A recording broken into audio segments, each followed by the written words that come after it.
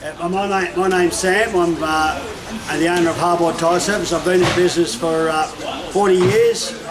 I've had a few Corghi machines. My latest one purchased was this Corghi Master Jolly. It's the best thing I've ever seen. It's so easy, especially when doing the hard wheels and the heavy wheels. So I'd have to recommend it to anybody.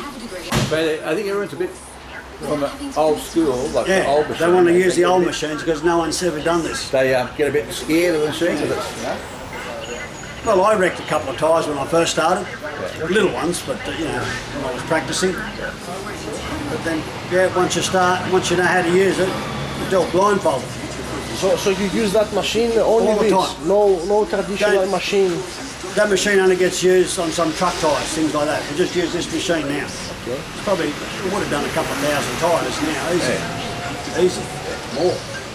People, when they look at it and they see you're not using any tyre levers, they can't believe it. They say, wow, what a machine. Especially from another tyre service. yeah. They come and have a look. They don't believe it. No, it's the best money I've ever spent, I reckon. Next to the coach balancer. No, this is good. Even that other machine was a good machine, fantastic machine.